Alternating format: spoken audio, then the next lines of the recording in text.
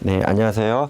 우리 학습자 또는 예비 탐정 여러분, 벌써 이제 4차 시가 됐네요. 오늘은 권리와 의무에 대해서 좀 말씀드리려고 그래요. 이게 좀 난감하죠. 특히 법률에 생소하신 분들은 이 권리 의무를 법에서 어떻게 가르치나 이렇게 헷갈리실 수 있어요.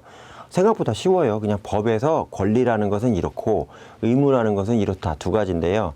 특히 민법 관련된 내용에서는 권리와 의무가 거의 내용이 다를 차지하거든요. 그래서 법상으로 봤을 때 우리가 형법 같은 어떤 처벌하는 법률은 극히 일부 법이니까 제외하고요.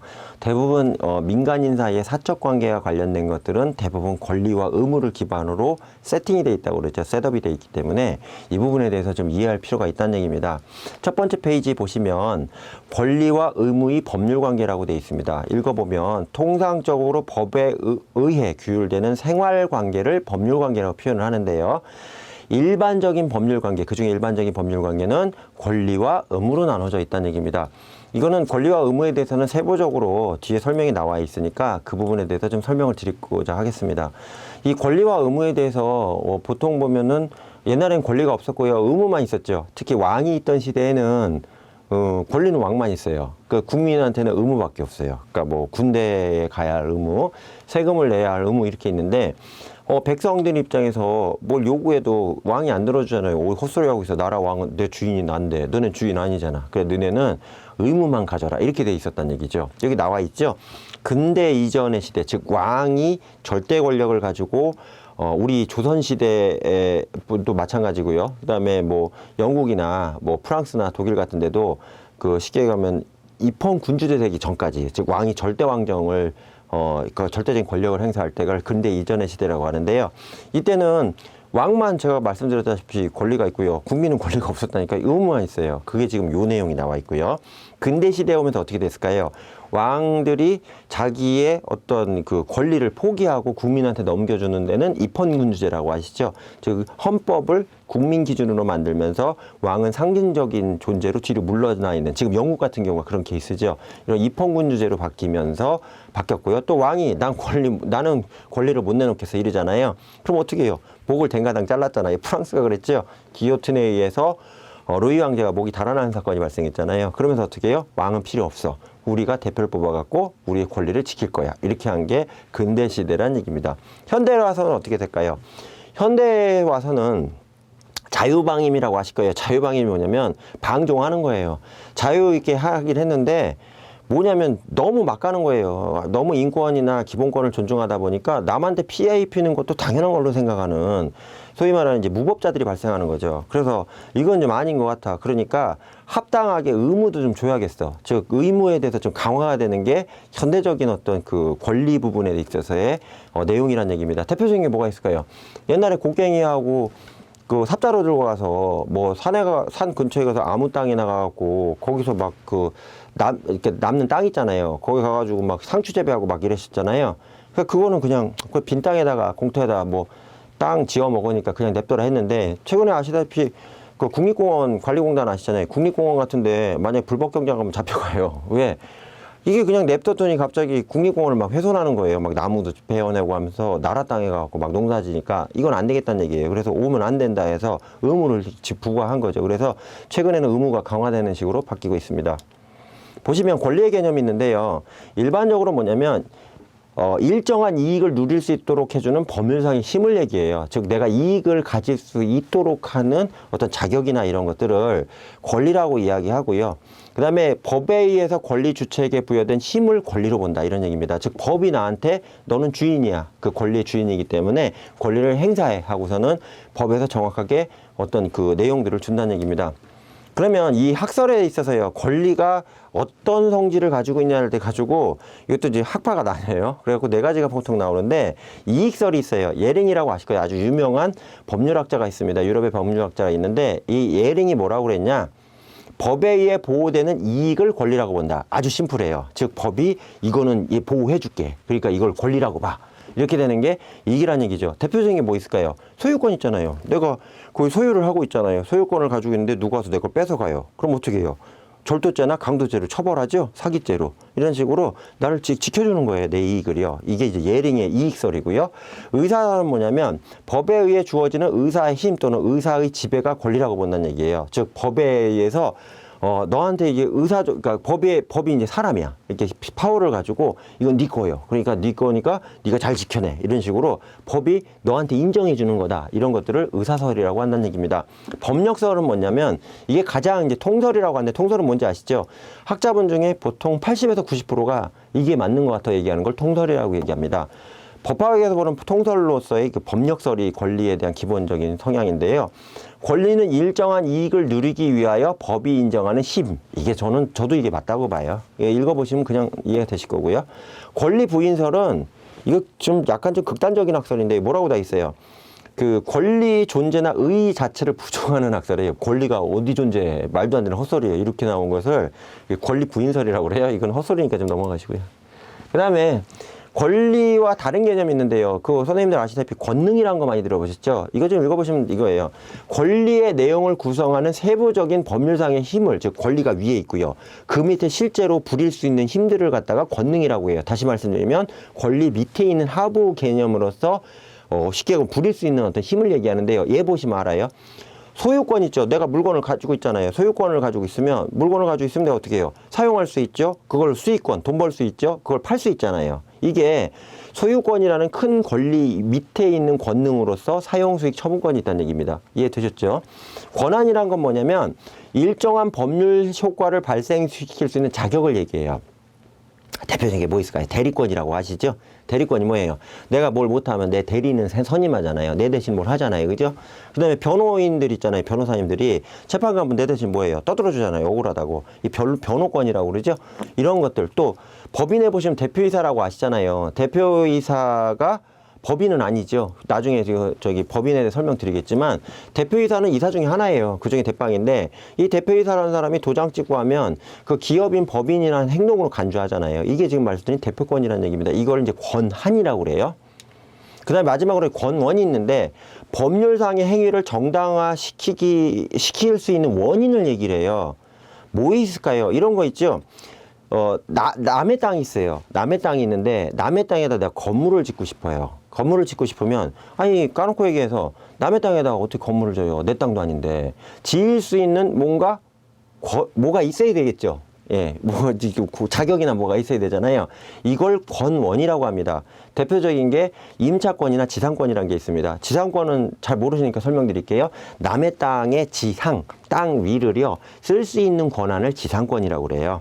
임대권은 빌린 거고요. 지상권은 좀 별개 문제예요. 일정 약정한 기간 동안 마음대로 쓸 수 있는 권한을 보통 지상권이라고 그래요. 그러니까 누구한테 가서 형 당신 땅을 30년만 나한테 빌려줘. 내가 일정한 돈은 줄 테니까 여기 위에다가 건물을 져갖고 좀 쓸게. 그러니까 땅은 형 거고 위에 있는 건물은 내 거야. 그러니까 소유권은 틀려요. 구분으로 돼요. 즉 쉽게 설명하면 땅 주인은 따로 있고요. 건물 주인은 다른 사람이 설정할 수 있는 것을 이게 지상권이라고 합니다. 이런 경우가 권원에 해당된다는 얘기입니다.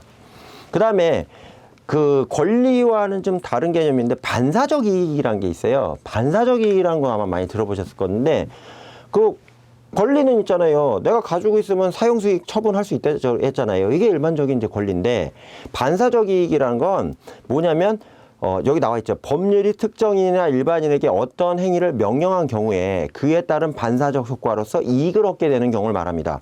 이게 뭐가 있을까요? 이게 사례가 대표적이죠. 제가 이게 잘 뽑은 것 같아요. 내가 그냥 그 슈퍼를 하고 있었는데 갑자기 그러니까 편의점을 하고 있었는데요.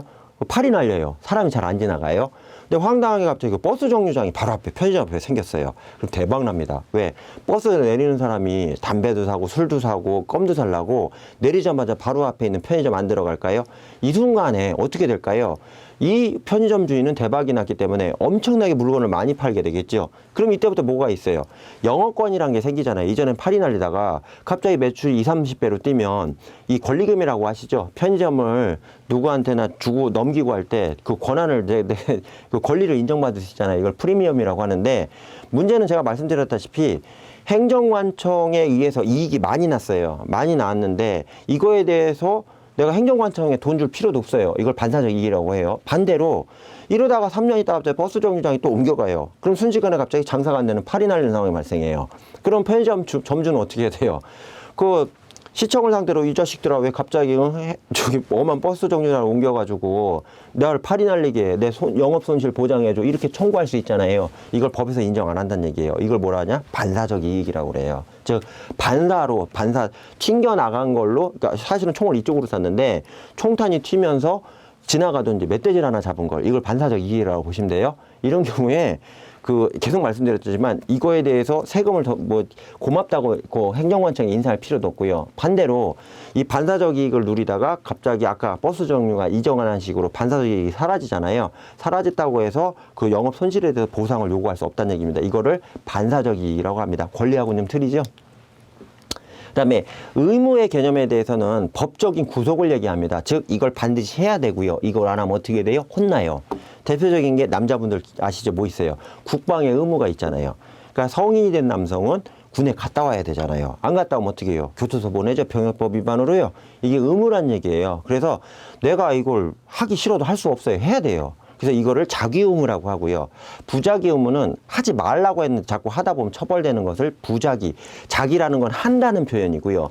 부자기는 안 하는 걸 얘기합니다. 즉 자기 의무란 건 반드시 해야 돼요. 즉 국방의 의무는 자기 의무죠. 군대를 가는 행위를 해야 돼요. 부자기 의무는 못 가요. 이런 거 있죠. 범죄를 저지르면 안 된다. 이게 부자기 의무예요. 국민은 범죄를 저지르면 안 되죠. 왜? 범죄라는 행위를 하면 안 되잖아요. 하면 어떻게 해요? 너는 부자기 의무를 위반했기 때문에 교도소 가야 돼. 이렇게 한다는 얘기죠. 그래서 자기와 부자기 의무가 있습니다. 그러면 그 책임의 개념에 따라서 우리가 그 책임과 의무 이런 것들을 구분해야 되잖아요. 여기서 중요한 것은 의무 있죠. 의무와 관련돼서 책임하고 헷갈리시는 경우가 있는데 이거 정확하게 말씀드릴게요. 의무는 해야만 해요. 그거에 대해서 뭐 이익도 다 필요 없고요. 하라니까 그냥 해야 되는 걸 의무라고 얘기하고요. 책임 같은 경우는 뭐냐면 의무를 다하지 않은 사람에 대한 어떤 제재 가능성을 갖다가 책임이라고 따로 표현한다는 얘기입니다. 즉 남성은 대한민국에 태어나면 국가를 지킬 책임이 있죠.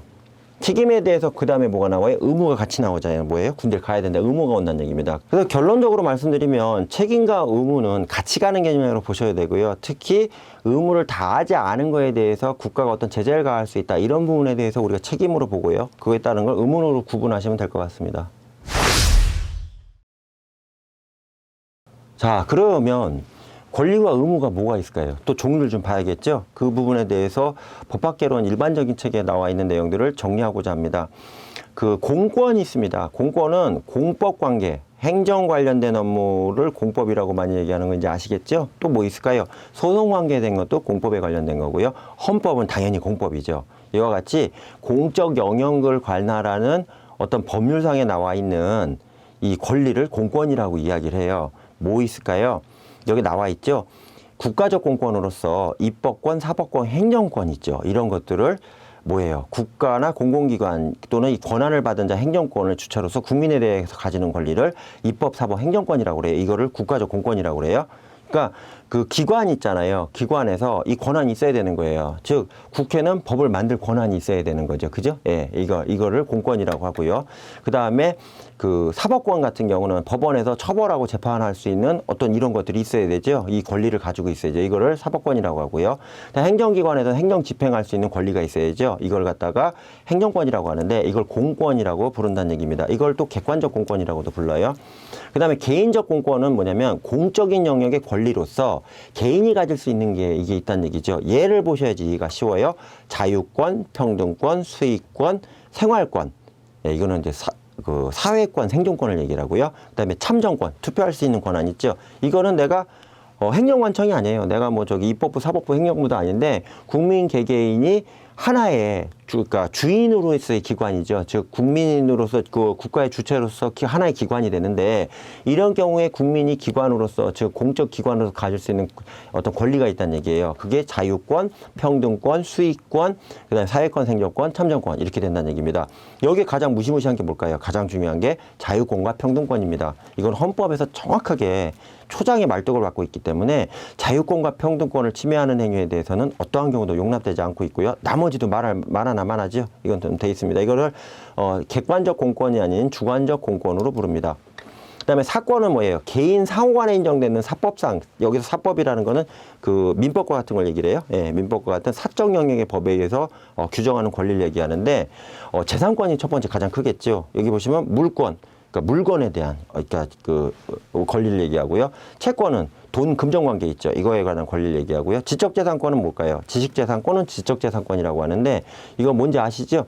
그러니까 뭐 특허나 뭐 실용신안, 뭘 개발했을 때 또 그다음에 초상권 아시죠? 내 얼굴도 솔직히 돈이잖아요. 뭐 이런 것들 전반적으로 얘기하는 세 가지 재산의 권능이 있고요. 이걸 갖다가 재산권 또는 재산권리라고 이야기를 합니다.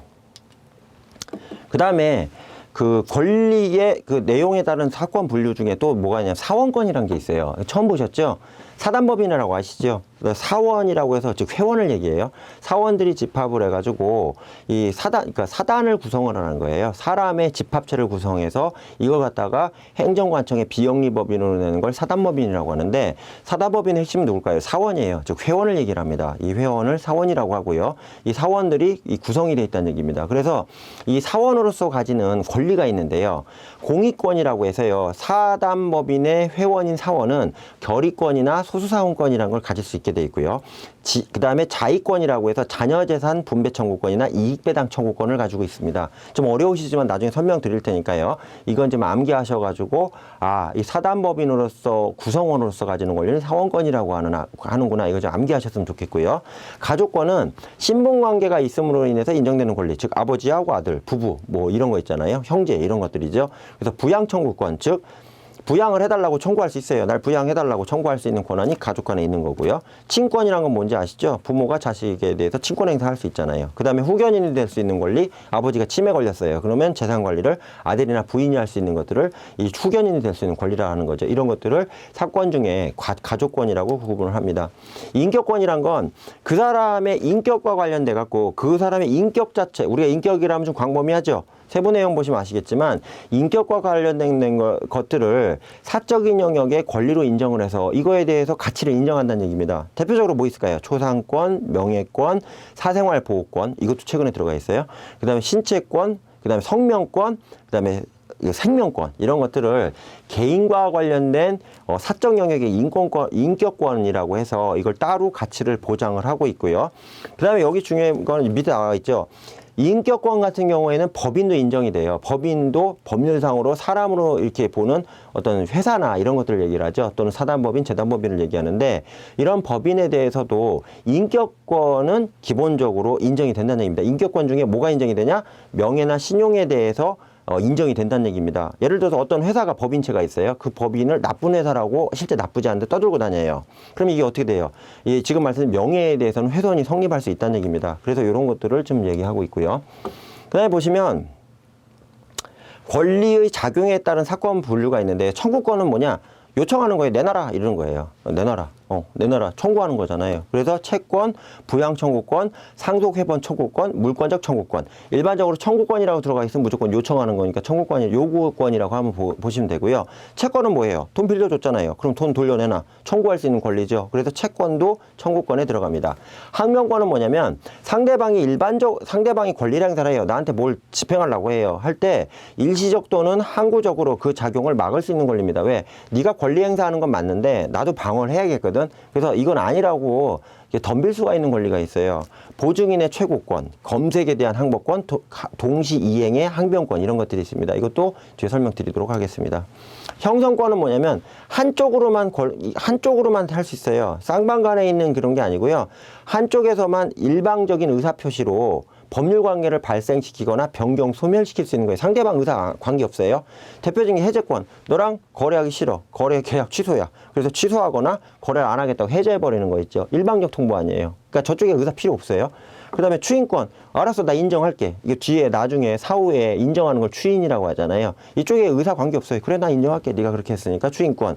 최고권. 통보하는 거 있죠. 일방적 통보라는 걸 최고권이라고 하고요. 상계권은 뭐냐면 너랑 나랑 퉁치자. 나중에 설명드리겠지만 저쪽에서 아무 의사 필요 없어요. 근데 나는 너랑 그냥 정리했으면 좋겠다는 걸 상계권이라고 합니다. 이런 것들이 이쪽에서는 관계 없고요. 나 혼자만 할 수 있는 거, 해도 되는 것을 형성권이라고 한다는 얘기입니다. 즉 원사이드에서 표현할 수 있는 어떤 권리를 형성권이라고 보시면 되겠습니다. 권리의 작용에 따른 사건 분류에 또 보시면 지배권이 있어요. 지배권은 뭐냐면 뭘 갖다 지배하는 거죠. 이렇게 쉽게 하면 권리의 객체에 대해서 직접 지배력을 실현할 수 권리를 지배권이라고 하는데요. 물권과 광어권, 어업권과 같은 준물권, 그 다음에 친권, 후견권, 지적재산권들이 타인의 행위와 상관없이 권리의 객체에 대해서 직접 지배력을 실현할 수 있다. 이 말 그대로 이해를 하시면 됩니다. 이런 것들이 있고요. 민법 가면 좀 설명을 드리겠습니다. 일신정속권, 이게 가장 헷갈리는 게인데요. 뭐냐면, 그러니까 일신 하나의 몸에 이게 전속이 된다는 얘기예요. 이걸 하나의 몸에 전속되는 거를 일신 전속권이라고 하는데, 귀속상의 일신 전속권이 있고요. 행사상의 일신 전속권이 있어요. 귀속이란 건 누구한테 넘어가는 거잖아요. 그래서 타인한테 양도할 수 없어요. 그러니까 귀속상의 일신 전속권은 팔거나 넘겨주거나 양도가 불가능해요. 대표적인 게 뭐 있을까요? 인격권 중에 초상권이나 친권이 있죠. 이걸 누구한테 넘겨줘요? 내가 아빠인 친권이 있어요. 옆집 아저씨한테 내 아들 친권, 네가 친권자가 되라. 말이 돼요? 말이 안 되는 얘기예요. 그래서 못 넘겨요. 못 넘기는 것 중에 초상권, 내 얼굴과 관련된 권리하고요. 친권 있죠. 즉 가족에서 내가 친권을 행사하는 경우에는 이거는 귀속산의 일신 전속권이기 때문에 남한테 양도가 안 돼요. 그러니까 초상권 같은 경우 내가 죽으면 내 자식이 가져가면 모르겠지만 살아있는 상황에서는 안 된다는 얘기죠. 그 다음에 행사상의 일신 전속권인데 위자료 청구권 있잖아요. 이런 것들은 뭐예요? 직접 행사하지 않으면 의미가 없어서 타인에게 대위 행사할 수 없는 경우를 일반적으로 행사상의 일신 전속권이라고 하는데, 위자료 청구 있잖아요. 부부가 이혼할 때요. 이런 것들을 행사상의 일신 전속권이라고 합니다. 비일신 전속권은 권리자로부터 분리할 수 있는 모든 권리가 해당이 됩니다. 그러니까 분리가 가능한 거 있잖아요. 일신전속권은 분리가 불가능해요. 그 사람한테만 귀속되기 때문에 그 사람이 가장 존재를 해야 된다는 얘기입니다. 그래서 재산권 같은 경우 분리할 수 있죠. 내가 그 재산을 가지고 있다가도 다른 사람에 팔아버리면 재산권 넘어가잖아요. 이런 것들은 비일신전속권, 대부분의 권리들이 비일신 전속권에 해당합니다. 절대권과 상대권이 있는데요. 절대권은 모든 사람한테 주장할 수 있어요. 이건 내 거야. 건들지 마라. 그러면 누구나 다 인정해줘요. 물권, 지식재산권, 후견권, 친권 등이 누구한테나 주장할 수 있는 절대적 권리고요. 상대권은 뭐냐면 특정인을 대상으로만 주장할 수 있습니다. 특권적에게 돈 빌려준 거 있죠. 내가 A한테 빌려줬으면 B한테 A 돈을 갚으라고 할 수 없잖아요. A라는 사람한테만 돈 달라고 할 수 있죠. 이게 뭐예요? 특정인한테만 권리를 주장할, 돈 달라는 권리를 주장할 수 있기 때문에 이걸 상대권이라고 합니다. 대표적인 사례는 채권입니다. 그 다음에 주된 권리와 종된 권리가 있는데, 주된 권리는 이 권리가 이제 주로 이제 세팅이 되어 있는 권리고요. 종된 권리는 주된 권리 밑에 들어가서요. 이 주된 권리에 따라서 움직이는 세부적인 권리들을 종된 권리라고 합니다. 즉, 다른 권리에 종속된 권리를 종된 권리라고 하는데요. 두 개의 관계를 보시면 압니다.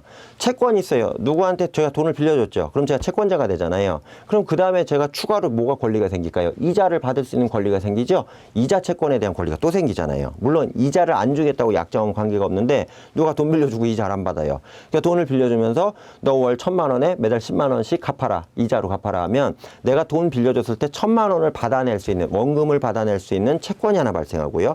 두 번째는 채권에 대한 뭐 있어요? 이자를 받아낼 수 있는 권리가 생기죠. 이자 채권에 대한 권리 두 가지가 생긴다는 얘기입니다. 이런 경우에 돈을 빌려줘서 원금을 회수할 수 있는 권리, 채권이 주된 권리고요. 그 다음에 돈을 빌려준 다음에 이자를 받아낼 수 있는 이자 채권에 대한 권리는 종된 권리라고 보셔야 됩니다. 이해가 너무 빠르죠. 예.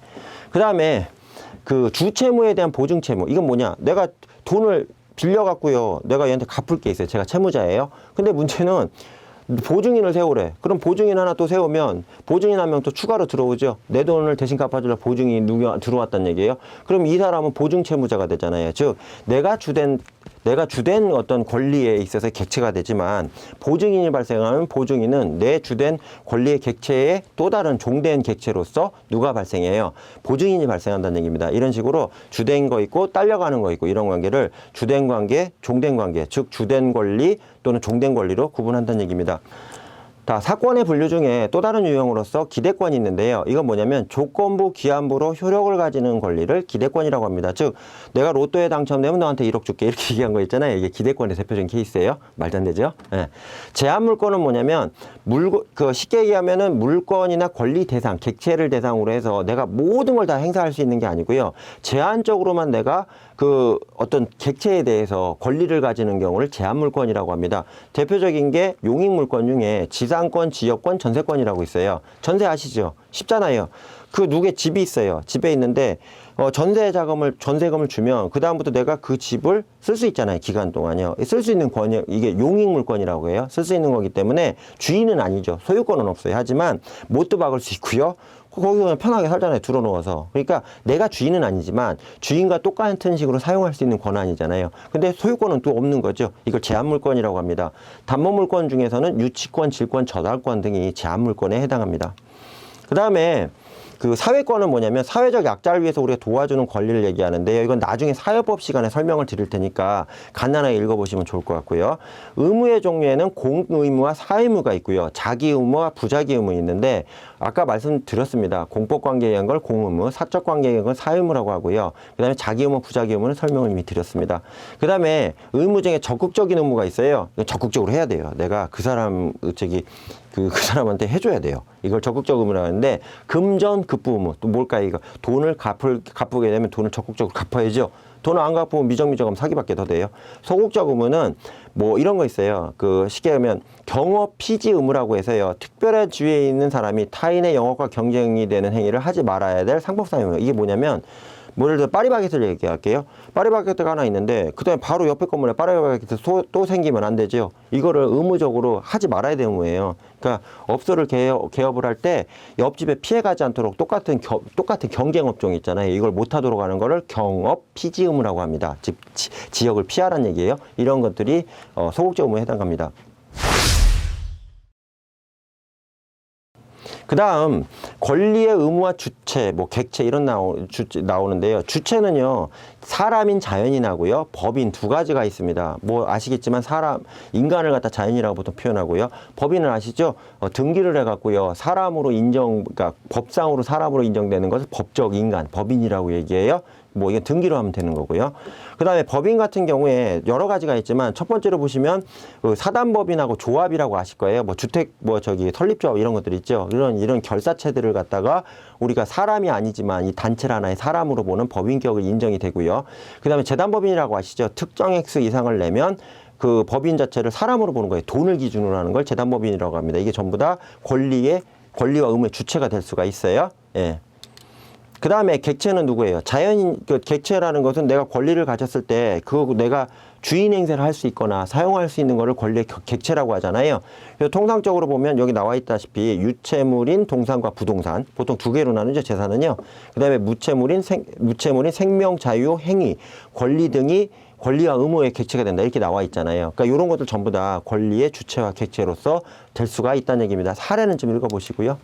그 다음에 신의성실의 원칙이란 건 뭐냐면 쉽게 얘기하면 그 민법상에서 가장 중요한 원칙으로 되어 있는데요. 법률 관계 시 상대방의 이익을 배려하여 형평성에 어긋나거나 신뢰를 저버리는 내용이나 방법에 대해서는 이건 안 된다는 내용이에요. 이걸 신의성실의 원칙이라고 하는데 재판에서 특히 민사재판에서는 신의성실의 원칙을 무조건 얘기를 해요. 뭐냐면 저쪽가 나오고 신뢰관계가 형성된다는 상태에서 계약을 했잖아요.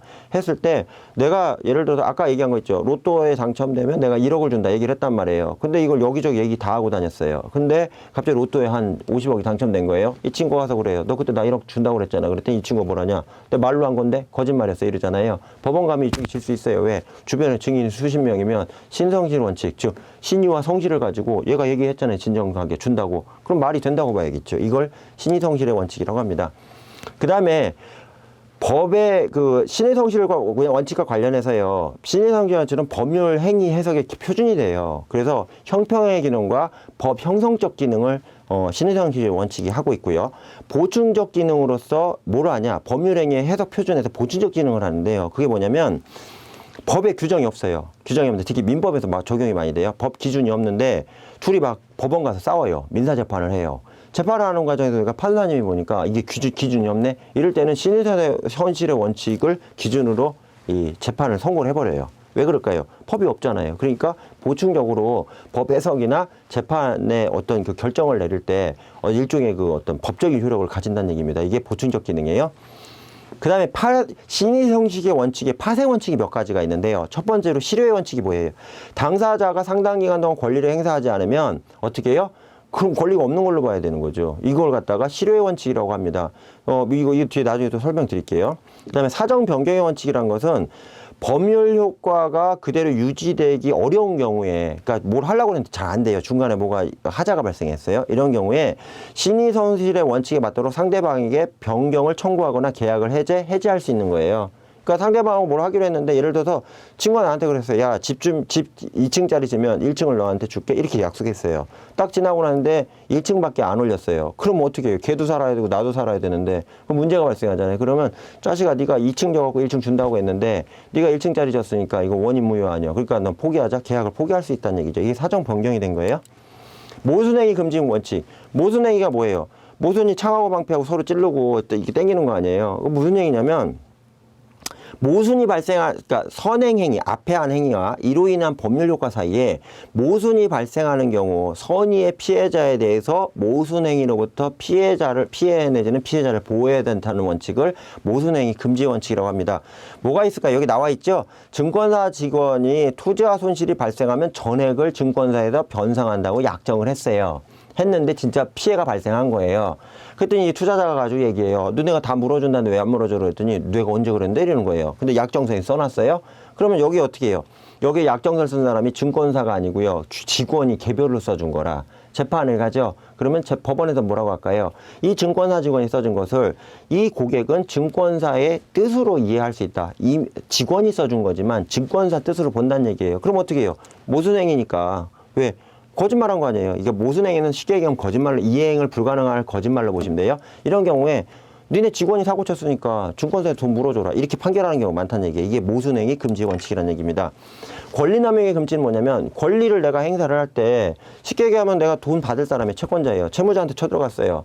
근데 채무자가 돈이 없어요. 돈이 없으니까 이 사람이 트럭을 몰고 다니면서 일을 해야 되는데 야, 네 트럭이라고 잡아간다 잡아가요. 그럼 이 사람은 돈을 못 벌잖아요. 그러니까 무슨 얘기냐면 권리 행사를 하더라도 너 남용을 하면 안 된다는 얘기예요. 상대방이 생존권을 박탈하거나 상대방이 돈을 갚을 능력이 있는 그 기능을 못하게 하도록 하면 권리 남용 아니에요. 이거는 뭐 사채꾼이나 하는 짓이기 때문에 못하게 해놓는다는 얘기입니다.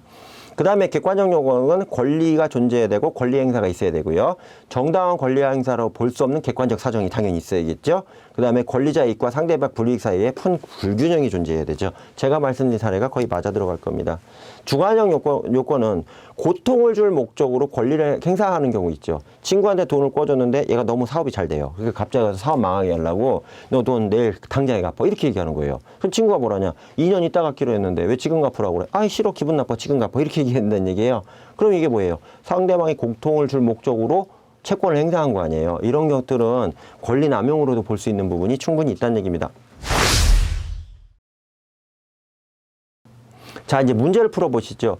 권리로서 소유권에 대해서 그 내용을 구성하는 세부적 내용으로 사용권, 수익권, 처분권은 다음 중 어디에 해당하는가? 제가 말씀드렸죠. 소유권의 밑에 있는 세부적으로 쓸 수 있는 어떤 내용들이 뭐라고 그런다고 그랬어요? 우리가 권능이라고 얘기한다고 그랬죠. 그래서 권리 밑에 있는 세부적으로 실행 가능한 어떤 내용들을 권능이라고 얘기합니다.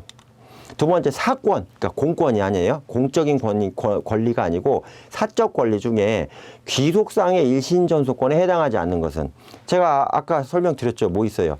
제가 말한 초상권, 친권, 인격권은 그 쉽게 하면 누구한테도 못 줘요. 나만 가지고 있는 이런 것들이 해당되고요. 위자료 청구권은 이게 별개 문제라고 그랬죠. 이용과 관련된 거기 때문에 행사상의 일신전속권에는 위자료 청구권이 전형적인 내용이라고 보셔야 됩니다. 다음 중 신의성실의 원칙에 파생 원칙에 해당하지 않는 경우 아까 쭉 설명드렸죠 선생님들 뭘까요? 권리남용 금지의 원칙 같은 경우는 그 신의성실 원칙의 파생 원칙이 아니에요. 신의성실의 원칙의 파생 원칙은 모순행위 금지 원칙, 실효의 원칙, 사정 변경의 원칙 이 세 가지가 있고요. 권리남용의 금지는 따로예요. 즉 무슨 얘기냐면 신의성실의 원칙하고요. 권리남용 금지가 양대 원칙이에요. 그 중에 신의성실 원칙의 하부 원칙으로서 모순행위 금지, 실효의 원칙, 사정 변경의 원칙 이 세 가지가 따로 있다는 얘기입니다. 다시 한번 말씀드립니다. 권리남용 금지의 원칙은 신의성실의 원칙과 맞짱든다고 그러죠. 대등한 정도의 큰 원칙이라고 보셔야 됩니다.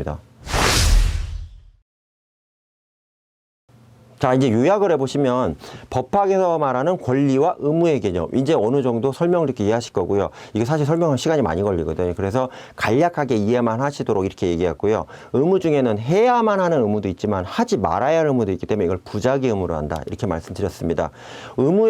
권리의 종류에는 공권과 사건이 있다고 제가 설명을 드렸고요. 공적 영역에서 가지는 권리, 여기에는 개인이 가질 수 있는 공권도 있다고 그랬죠. 특히 뭐 투표할 수 있는 선거권 이런 것들은 공권에 해당된다고 말씀드렸고요.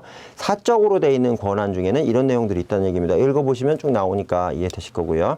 그 다음에 사회권은 뭐냐면 노동법이나 사회보장법, 의료보호법, 공정거래법에 의거해서 약자를 보호할 목적으로 만든 어떤 권리를 갖다가 사회권이라고 이야기하고요.